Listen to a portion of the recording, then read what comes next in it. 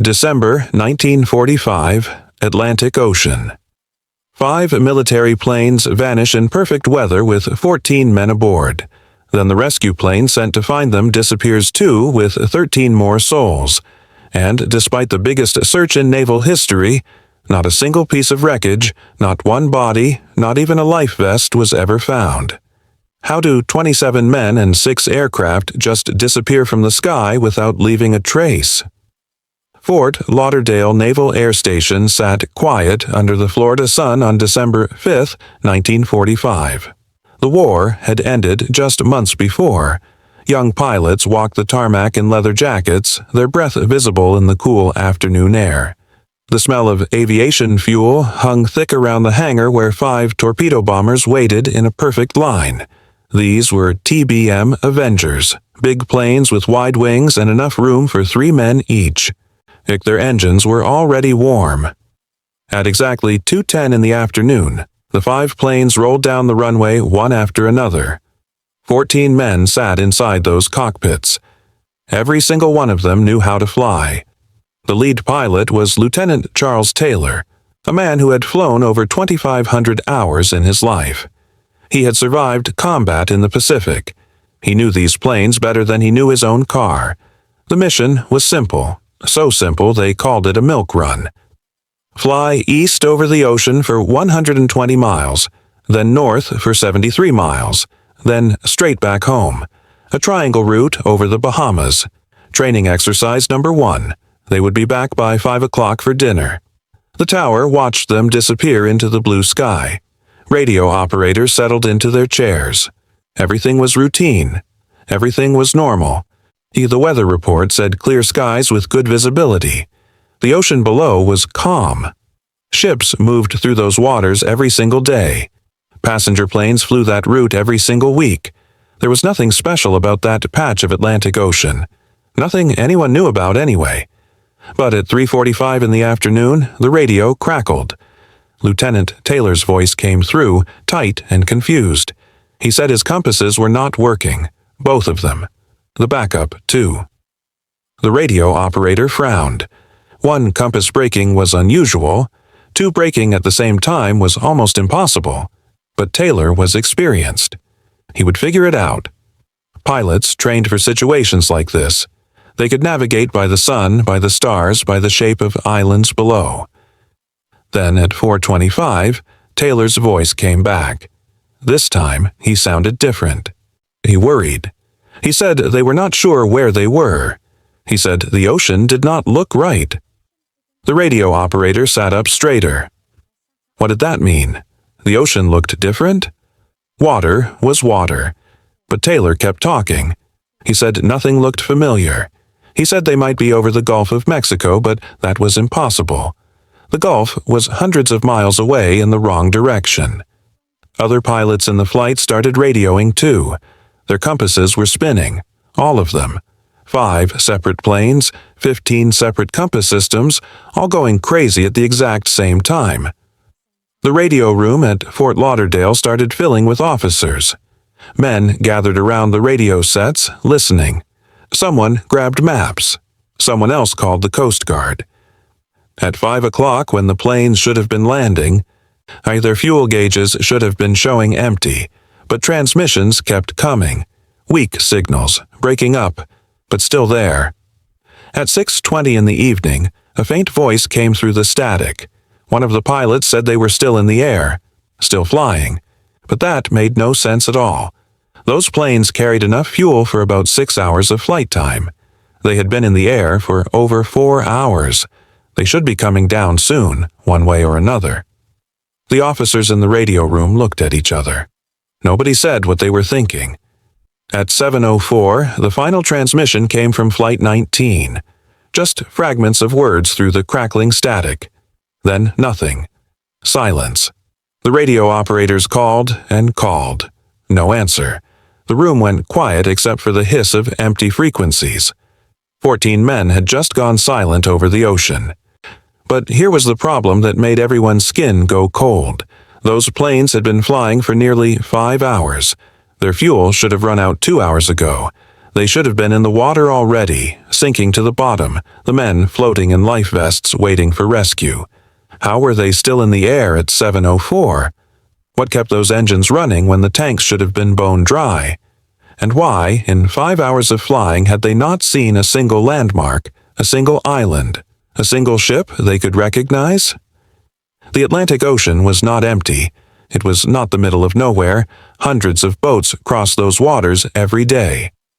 At 7:27, a rescue plane took off. A big PBM Mariner flying boat with 13 men aboard. They were going to find Flight 19. They were going to bring those boys home. The Mariner checked in with the tower at 7:50. The voice on the radio sounded calm and professional. Everything was fine. They were heading to the search area. Then the radio went dead. The rescue plane never called again, never came back, never even sent a distress signal. Now 27 men were gone. 6 aircraft vanished. And the night was just beginning. The Coast Guard launched the biggest search operation in its history before the sun came up on December 6th. Over 300 planes took to the sky at dawn. Ships formed search lines across 380,000 square miles of ocean. That area was bigger than the entire state of Texas. Pilots flew grid patterns back and forth, eyes scanning the water below for any sign of wreckage. Oil slicks, debris, life rafts, bodies, anything. They found nothing. Yeah, not on the first day, not on the second. By the third day, over 21 ships were combing the area. Pilots were flying until their own fuel ran low, then coming back and going out again. The search went on for 5 full days. The Navy sent every available aircraft. The Coast Guard deployed every cutter. Even civilian boats joined the effort. Hundreds of eyes looking at the same stretch of water. The ocean was clear. The weather had turned rough after that first night, but the search area was based on Flight 19's last known position. They should have found something. The investigators started building a timeline. At 2:10, Flight 19 took off in perfect conditions. Visibility was 10 miles. Winds were light. At 3:45, Taylor reported his compasses going bad. That was 1 hour and 35 minutes into the flight. They should have been east of the Bahamas by then, over known waters, but Taylor said he thought they might be over the Florida Keys. That was south and west, the complete opposite direction. At 4:25, another radio call. Taylor talking to his other pilots, his voice coming through clearly enough that the radio operators wrote down his exact words. "We do not know where we are. We must have gotten lost after that last turn." At 5:15, more transmissions. Taylor was talking about flying north to hit the mainland. If they were lost over the ocean, flying north would eventually bring them to land. That was basic navigation. But the transmissions kept getting weaker. The signals were fading. Fort Lauderdale radio tried to guide them home. "Fly west," they said. "Head toward the setting sun." But Taylor's response made no sense. He said he could not tell which way was west. He said the sun looked wrong. Radio operators looked at each other. The sun looked wrong? At 6:20, they picked up another transmission. The voice was hard to hear through the static, but someone was saying they were still airborne, still flying. That was 4 hours and 10 minutes after takeoff. Their fuel was almost gone. Then came 7:04, the last words anyone ever heard from Flight 19. After that, silence. The rescue plane, the PBM Mariner, took off 23 minutes later. It was a big aircraft made for ocean rescue. It carried life rafts, emergency supplies, and a crew trained for exactly this kind of mission. At 7:50, the crew checked in. They were over the search area. They were beginning their pattern. That was the last anyone heard from them. A merchant ship called the SS Gaines Mills was in the area that night. The crew reported seeing a huge explosion in the sky at exactly 7:50. Flames shot up, then fell into the ocean. The ship rushed to the location. They found nothing, no wreckage, no survivors, no burning fuel on the water, just darkness and waves. The Navy decided the Mariner had exploded. Those planes had a dangerous fuel system. They called them flying gas tanks. But even an explosion should leave debris, pieces of metal, seat cushions, something. The official investigation started within a week. The Navy wanted answers. Families wanted answers. The whole country was watching. How does the Navy lose 5 planes and a rescue aircraft in one night? The investigators looked at weather records. Yes, a storm had moved in after dark, but Flight 19 had disappeared before the storm hit. They looked at pilot error. But Taylor had 2,500 flight hours. The other pilots were trained and experienced. They looked at equipment failure. But all the compasses breaking at once, on 5 different planes? That did not happen by accident. Here was something else strange. A Navy ship captain came forward with a report. He had been sailing in the Bermuda area for 30 years. He said compasses went funny in certain spots. Not all the time, just sometimes. Pilots had mentioned it before, he said. Strange magnetic readings. Instruments acting up.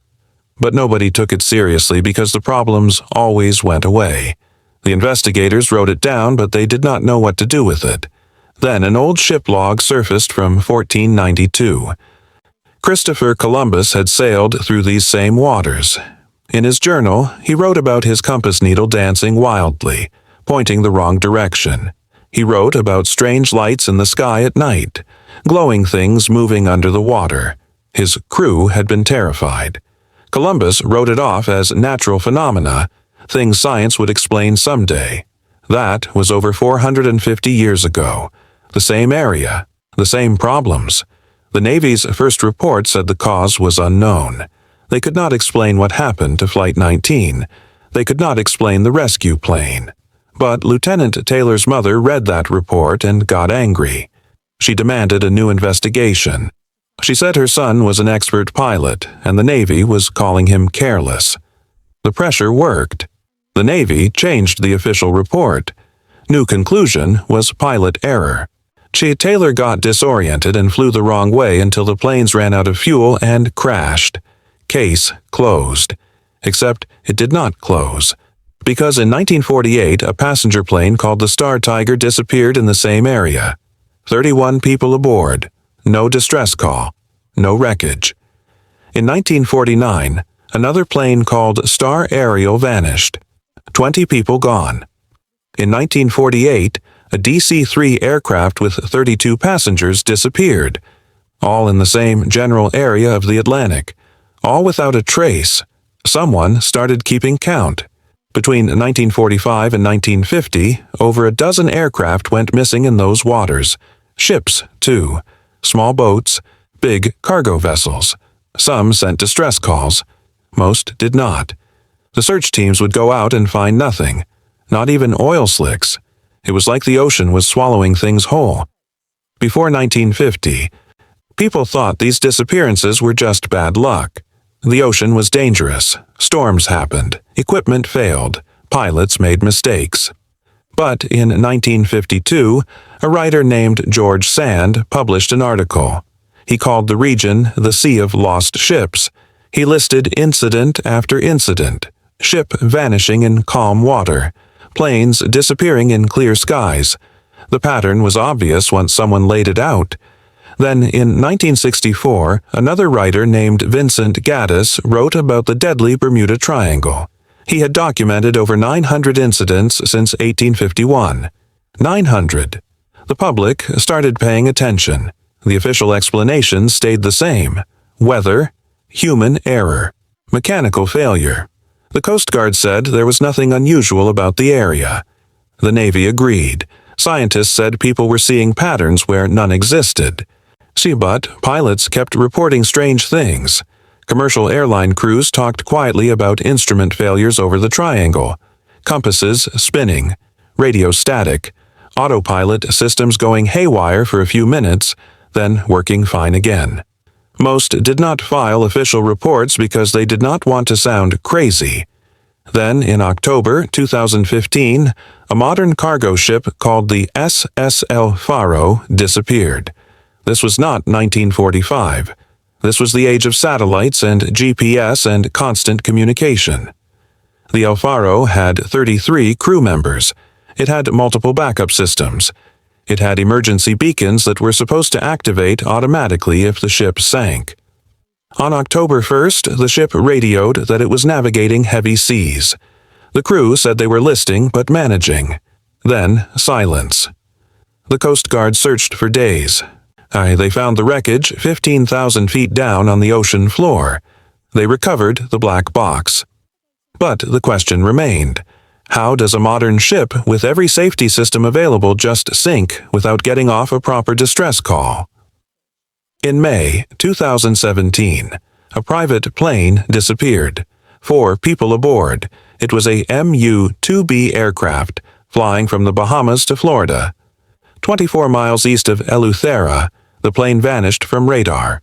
The Coast Guard found some debris. They never found the people. In 2020, a small aircraft went missing with 2 people aboard. In 2021, another plane. In 2023, a fishing boat with 5 crew members. Every year, the list grew longer. The official response was always the same. Weather-related incident, equipment failure, pilot error. But the pilots who flew through the triangle regularly told different stories. In December 1970, a pilot named Bruce Gernon was flying his Bonanza A-36 from Andros Island to Florida. He saw a strange cloud ahead, shaped like a tunnel. He flew into it. Inside, he said, time felt wrong. His instruments went crazy. When he came out the other side, he was over Miami Beach. He should have been nowhere near Miami yet. His flight time said he had made the trip in 30 minutes. That was impossible. His plane could not fly that fast. He had somehow jumped forward in space and lost time. Gernon told his story for years. People called him crazy.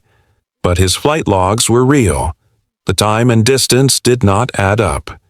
In 1975, Coast Guard crews started reporting glowing objects underwater. Not reflections, not fish. Solid objects that moved at incredible speeds, 200 miles per hour underwater. The reports were filed and classified. In 2018, a commercial airliner crew reported a metallic disc-shaped object pacing their plane. The pilots watched it for 4 minutes. Then, it shot away faster than anything they had ever seen. They filed a report with the FAA. No explanation was ever given. In 2019, a research vessel from NOAA was mapping the ocean floor in the triangle. Their instruments detected something huge 2 miles down. The sonar image showed what looked like a symmetrical structure, too regular to be a natural rock formation. The team wanted to investigate. Their funding was cut. The coordinates were classified. When reporters asked why, NOAA said the data was inconclusive. In 2021, a family on a boat trip filmed something rising from the ocean. A glowing orb, changing colors. The video went viral on TikTok. 14 million people watched it. Video experts said there was no evidence of computer effects. It was real, whatever it was. In 2023, Delta Flight 1203 was flying over the triangle when every navigation instrument failed. Not just one system, all of them. For 8 minutes, the pilots had nothing. No GPS, no compass, no autopilot. They navigated by looking at the stars through the cockpit window. When the instruments came back online, everything worked fine. The airline released a brief statement about an electromagnetic anomaly. They refused to give more details. Deep-sea fishermen who work the triangle waters have their own stories. In 2016, one crew reported the water glowing green around their boat. Then all their electronics died. They looked down into the water and saw something moving beneath them. Something huge. Not a whale. Like the shape was wrong. Too long. Too smooth. It passed under the boat and disappeared. The electronics came back on. The crew sailed back to port and quit. They never fished those waters again. Coast Guard reports from 1984 described an object rising from the ocean at night. It came up fast, water streaming off its sides. It climbed to 30,000 feet in seconds. Radar tracked it until it disappeared. The calculated speed was over 4,000 miles per hour. No aircraft could do that. No missile moved that fast back then. The report was filed and forgotten. Between 2020 and 2024, 7 aircraft disappeared in the triangle. 12 small boats went missing. That was an average of 4 planes and 20 vessels every year. Most were listed as weather-related losses or equipment failures. But the families of the missing did not believe it. They formed groups. They shared stories. They found patterns the authorities ignored. The most disturbing discovery came in 2022. A satellite taking pictures of the ocean floor captured something incredible. 5 objects in a perfect formation. The same formation Flight 19 used on patrol. The objects were 600 miles from the last known position. The Navy was contacted. Researchers wanted to send a dive team.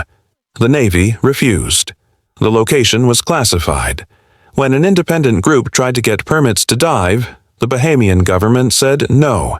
No explanation, no discussion, just no. People started asking questions. Why classify the location? Why refuse to investigate? If it was just rocks or old wreckage, why the secrecy? The Navy never answered. In 2024, more Navy documents were released from the 1950s. A project called Project Magnet had investigated magnetic anomalies in the triangle.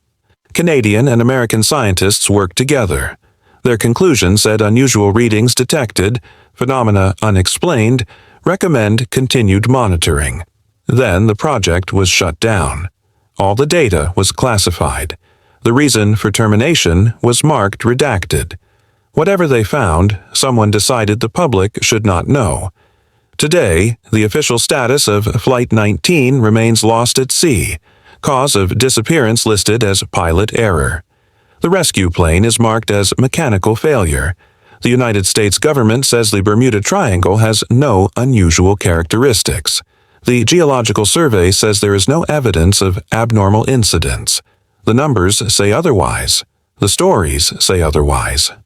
But the official position has not changed in 80 years.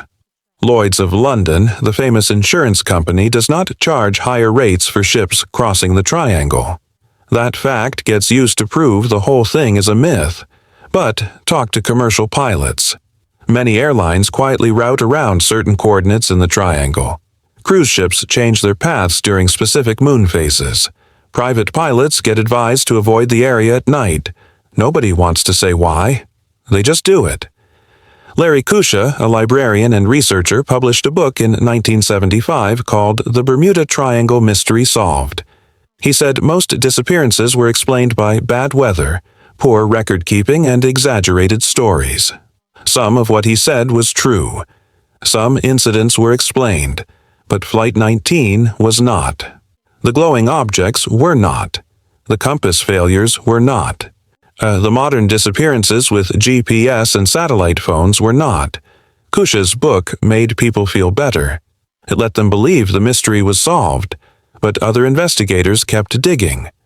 John Quasar spent decades researching the triangle. He personally documented 350 disappearances. He interviewed witnesses. He read old Coast Guard reports. He talked to families. His conclusion was simple. Something is happening in that area that we do not understand. Not magic, not aliens necessarily, but something real that science has not explained yet. The families of Flight 19 never got closure. They never got bodies to bury. Every year, a memorial service happens in Fort Lauderdale. Old men and women gather, getting fewer each year, children and grandchildren of the missing crew. Some family members say they have dreams about the men. Dreams where the crew is trying to communicate, trying to say where they are, trying to come home. The relatives of Lieutenant Taylor still say the official verdict is wrong. A man with his experience does not just get lost and fly in circles until he runs out of fuel. The triangle itself has become a tourist attraction. Companies run boat tours through the area. Divers search for wreckage. Books and documentaries make millions of dollars. The locals in the Bahamas have mixed feelings. Some profit from the mystery. Others wish people would leave it alone. Fishermen still refuse to work certain spots. They know the coordinates by heart, the places where boats have vanished, the areas where instruments go strange. They avoid those waters, even if the fishing is good there. We still do not know why every compass failed on Flight 19 at the same time. We do not know how they stayed in the air 2 hours past their fuel capacity. We do not know where the wreckage is. 6 aircraft, 27 men. Not a single piece found in 80 years of searching. We do not know what caused the rescue plane to explode or why there was no debris. We do not know what the sonar images showed 2 miles down. We do not know why modern planes still report electromagnetic problems. We do not know what the glowing underwater objects are. We do not know why certain documents stay classified. Other places have similar mysteries. The Alaska Triangle has over 16,000 disappearances since 1988. The Michigan Triangle has unexplained ship and plane losses. The Dragon's Triangle off the coast of Japan is called the Pacific Bermuda Triangle. Dozens of vessels lost. Maybe these places are connected. Maybe they are not. But the pattern exists across the world. Places where things vanish. Places where instruments fail. Places where the normal rules seem to bend. In 2024, the Navy released old documents under Freedom of Information requests. Project Magnet from the 1950s had been a joint Canadian and American effort. They studied magnetic fields in the triangle. They found readings that did not make sense. The project recommended more research. Then it was terminated suddenly. The files show one line marked redacted for the termination reason. What did they find that made them stop looking? What was dangerous enough to classify for 70 years? We have built satellites that can read license plates from space. We have sonar that can map every inch of the ocean floor. We have GPS systems accurate to within 3 feet.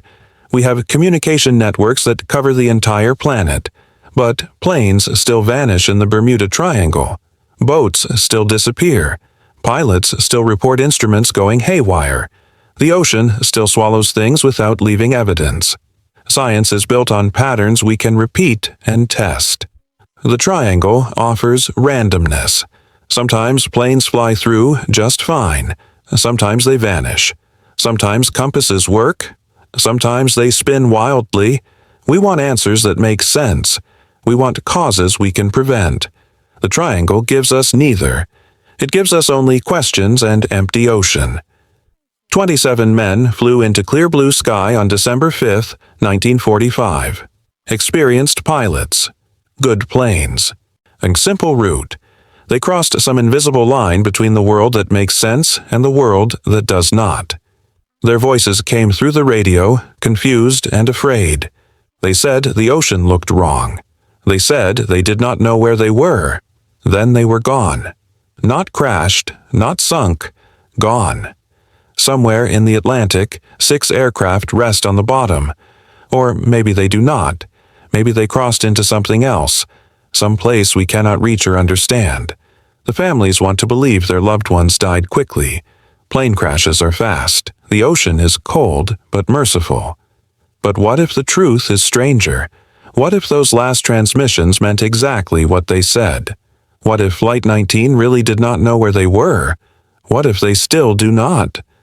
The last words from Flight 19 were not a scream or a mayday.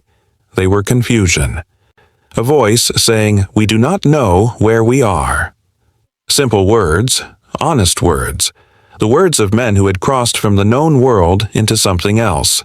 The question is not whether the Bermuda Triangle exists. The question is what it is.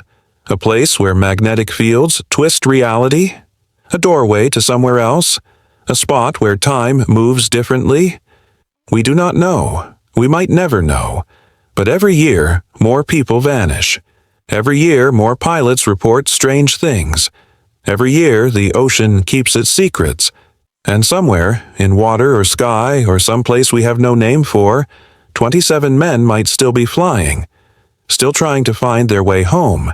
Still asking the question that has no answer. Where are we?